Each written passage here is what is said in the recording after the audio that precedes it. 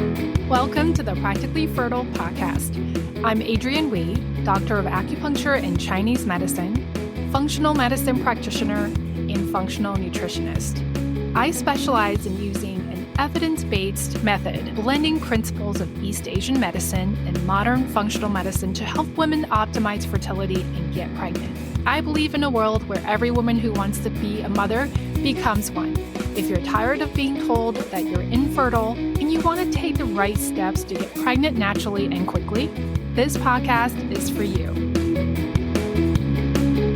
I was on a Zoom call with my online program, and we were going around for Q&A. One of the members said something like, "I don't methylate well." And I saw a lot of confused faces. Everyone was thinking, what the heck is methylation? Such a funky word. And maybe you've heard of methylation and have researched it. Maybe this is the first time you've ever heard about it. But I'm sure when you Google methylation, you'll come across methylation, DNA methylation, which adds to the confusion. Does that mean your DNA can be changed? And what does DNA methylation have to do with fertility? We're talking about methylation today because it does affect fertility, fetal development, and also your general health. It's one of the most important epigenetic mechanisms. And I want to also use this opportunity to settle the debate on a very popular supplement, and that is folate versus folic acid. Very often in journal articles on supplements bottles, these two substances will usually be used interchangeably when in fact, they're not the same thing. And don't even get me started on these shady supplements companies. They label their folic acid as folate. You'll see folate, and then in parentheses, they'll say as folic acid. That is just a really unethical practice. I'm also really surprised that there's still doctors that recommend folic acid. And the reason is because they say research shows that it's folic acid that helps with fertility. But that's not really the entire story. So let's dive into this. First, to understand methylation, we have to understand what epigenetics is. Epigenetics determine when our genes are turned on and when they're turned off, depending on the influence from the external environment. This does not alter your DNA. It doesn't change the DNA. Your DNA makes you human, but your genes determine your eye color, your hair color, skin tone, and everything else that makes you uniquely you. And genes also affect very complex functions and processes in the body. People get cancer when certain genes are turned on. We don't want these genes to turn on, right? We want the cancer genes to stay asleep forever. We also have genes that influence the development of eggs and sperm. In fact, studies have found that improper DNA methylation in the sperm was linked to unexplained male infertility. Genes can affect placenta, making sure that it's a healthy and can support a healthy pregnancy. Gene mutations can be passed on to the offspring, but they can also happen later on in life due to unhealthy lifestyle choices. The important thing to understand without becoming a geneticist is that our environment is a well-known factor in affecting the epigenetics. So do you see why now it's important that you do work on your diet, your lifestyle, manage your stress, toxin exposure? Because what you do now will absolutely affect your baby. So this process that helps the genes turn on or off at the appropriate time is DNA methylation. Methylation process that specifically involves the DNA. So methylation and DNA methylation are slightly different processes. Both processes require nutrients like folate, B12, B6, choline. DNA methylation is crucial for egg, sperm, and embryo growth, like we just talked about. And methylation in general is crucial for controlling things like inflammation, estrogen metabolism, detoxification. And all of these are processes that will impact fertility as well. Okay, now let's geek out about biochemistry and learn about methylation. All right, very simply put, methylation is a transfer of a methyl group, CH3, between molecules so that certain reactions can happen in the body. And DNA methylation is attaching the methyl group to the base of one of the proteins that make up the DNA. Cytosine, if you must know. Methylation reactions are happening 1 billion times per second in our body without us even knowing about it. And methylation is responsible for over 200 types of reactions in the body.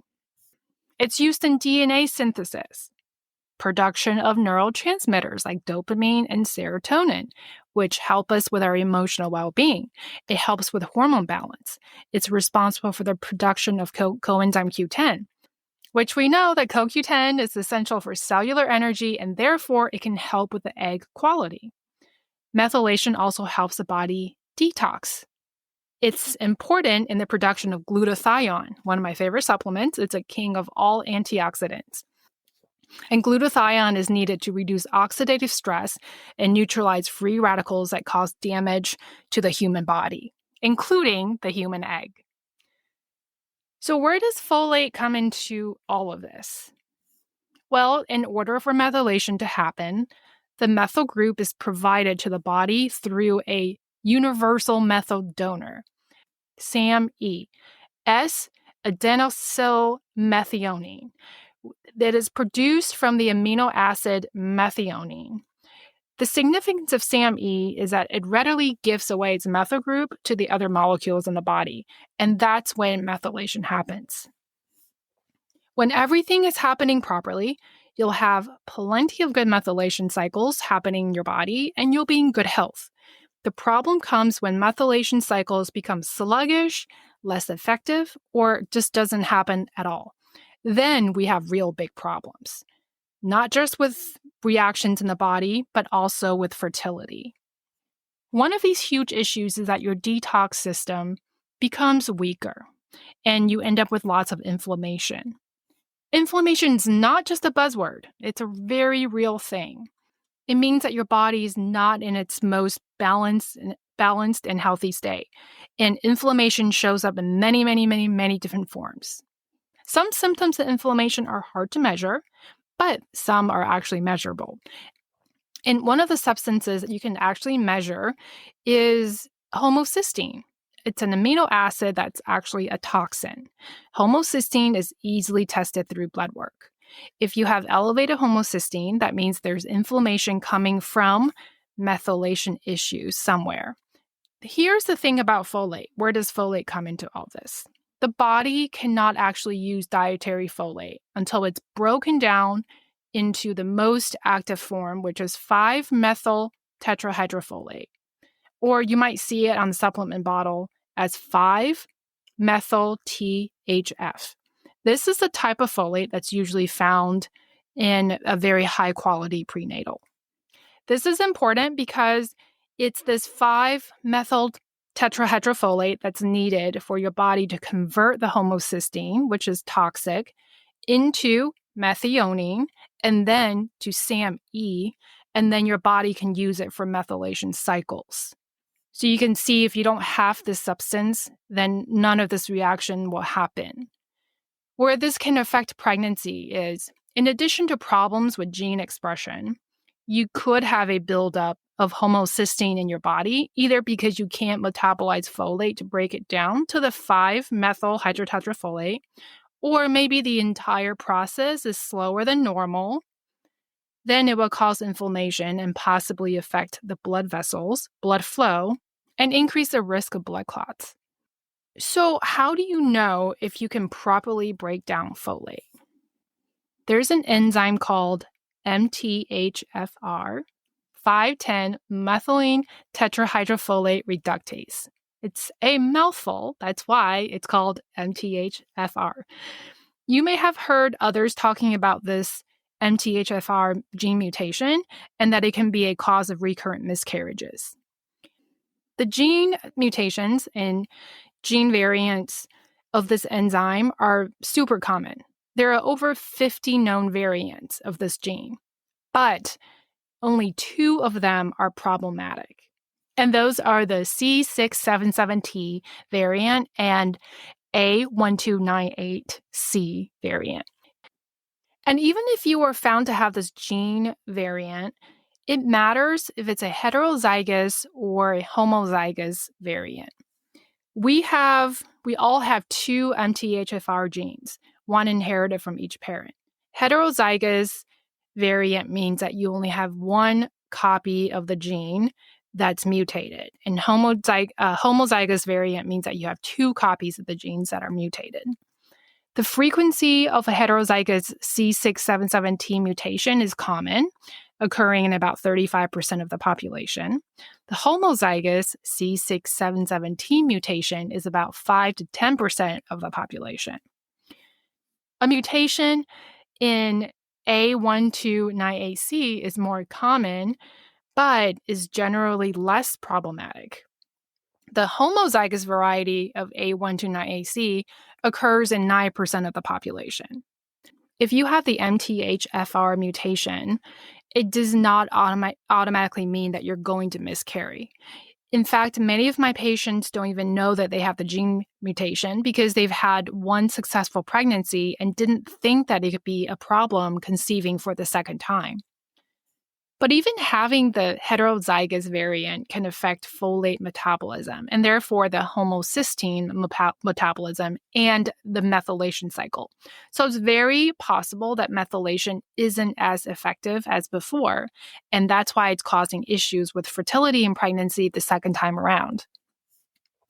So if you do have problems with the MTHFR gene, two common treatments are using folate instead of folic acid, specifically the 5-methyltetrahydrofolate, because this bypasses the need to use the enzyme to break down the folate. It's already the end product. That our body can use.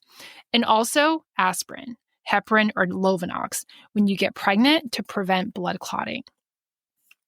Now let's get to the big question. Why not folic acid? The thing about folic acid is that it's synthetic. It's not natural to your body. It's made in the lab, and it requires multiple steps to break down into the active form of folate. 5-methyltetrahydrofolate, it will require a completely different enzyme called dihydrofolate reductase to reduce it to tetrahydrofolate, and then that gets broken down into the methyltetrahydrofolate. The problem is how well this dihydrofolate reductase can break down folic acid. It varies a lot between person to person. It's different for everyone. Some people have no problem. Some people will have issues. And unmetabolized folic acid, so if you're one of those people that can't break down the folic acid, it can actually stay in your body. And this has become a matter of concern. It's now been given an official name, unmetabolized folic acid syndrome. It can be found in the umbilical cord and infant's blood. And we actually don't know the extent of this syndrome and its impact on the baby and the health moving forward. So why put your body through all this work when you can just take the 5-methyltetrahydrofolate without the need to use the methyltetrahydrofolate reductase? And I want to say one thing too. So if your doctor recommends folic acid and says that folic acid has been shown to be effective in reducing the risk of neural tube defects, and that's because most, if not all, the studies have been done using folic acid since it's heat stable and it's very cheap to make. And using folate is way more expensive. So your doctor is not wrong, but if she says that folic acid is better than folate, then that's wrong for all the reasons that we just mentioned before. Now, the big question is, should you test for the MTHFR genetic variant? It's not part of the routine fertility workup. In fact, even if you've had multiple miscarriages, not all the doctors would test you for this variant. I had a patient who went through 5 miscarriages, and her doctor never tested her for the MTHFR. That's such a mouthful. Because her homocysteine levels were always normal. But it turned out she did have this genetic mutation. And as soon as she was treated properly, she went on to have 2 healthy pregnancies. I have tested patients before using a very inexpensive saliva test and discovered that she had the homozygous MTHFR mutation. So I'm glad that we discovered this, and we made sure that she was taking enough folate and also that her doctor was aware of this. So when she gets pregnant, it can be managed properly, given that methylation is so critical during the embryo development in the first trimester. And this is another reason why I just recommend folate anyway, because the remedy for having this gene mutation is just to take the folate, the 5-methyl tetrahydrofolate. I typically recommend 600 to 800 micrograms of folate for pre-pregnancy and during pregnancy. It's a very safe supplement since it's water soluble, so you're not at risk of accumulating it. All right, fertile friend, we're at the end of the episode here. I want to circle back to the beginning when my patient made a comment about how she didn't methylate well. There are tests that can determine whether or not this is indeed the case. I run a few tests that can determine where the nutritional deficiencies are and how exactly methylation is affected. These tests are very expensive. And even though they do give you some really cool information and suggestions on which nutrients to supplement, the simplest remedy short term is just to make sure that you're using a high quality folate. But the long-term remedy, most likely, is to make sure that we're influencing DNA methylation and methylation positively by managing environmental factors like diet, lifestyle, stress, toxin exposure. I'm curious to hear about your thoughts on this. If this is the first time you're hearing about methylation, or if you have any questions about it, please let me know. You can find me on Instagram as Dr. Adrienne Wee, or you can send me a text through the podcast directly. I would love to hear from you. Thank you so much for spending some time with me today, fertile friend. Until next time, take care of yourself and your amazing body. You are one fertile cycle away from getting pregnant.